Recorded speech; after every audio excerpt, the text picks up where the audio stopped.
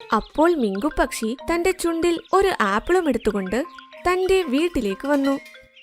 ഇന്ന് ടീനുവിന് നല്ലൊരു സർപ്രൈസ് തന്നെയാകും. അവൻ ആപ്പിൾ വീടിനകത്ത് വെച്ചു. പിന്നെ പുറത്തു വന്നിരുന്നു. കുറച്ചു സമയം കഴിഞ്ഞപ്പോൾ ടീനു അവിടേക്ക് വന്നു. ഓ എന്റെ പ്രിയ ഭർത്താവേ, ഇന്നും കഴിക്കാനൊന്നും കിട്ടിയില്ലെന്ന് തോന്നുന്നു. വെറും കൈയോടെ ഇരിക്കുന്നുണ്ടല്ലോ. അയ്യോ, വീട്ടിനകത്തേക്ക് കയറി നോക്കൂ പ്രാണസഖി.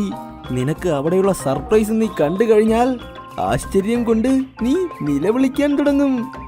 അവൻ പറയുന്നത് കേട്ട് ടീനു പക്ഷി വീടിനകത്തേക്ക് പോയി. അതേസമയം 3 പേരും ഇതെല്ലാം ഒളിച്ചിരുന്ന് കാണുന്നുണ്ടായിരുന്നു.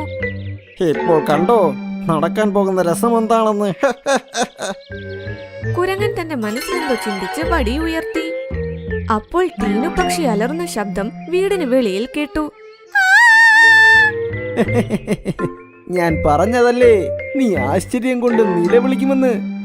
അപ്പോൾ ടീനു പക്ഷി അലറിക്കൊണ്ട് പുറത്തേക്ക് വന്നു. പുറകെ കാലുക്കാക്കയും പുറത്തേക്ക് വന്നു. ടീനു, നീ ഇന്നെന്റെ കയ്യിൽ അകപ്പെട്ടു. വാ, ഞാൻ നിന്നെ എന്റെ ഒപ്പം കൊണ്ടുപോകാം. നമുക്കിങ്ങനെ ഒരുമിച്ച് പാറിപ്പറന്ന് നടക്കാമെന്നേ. അയ്യോ, ആ ആപ്പിൾ ഇരുന്നിടത്ത് എങ്ങനെ ഈ കാലുക്കാക്ക വന്നത്?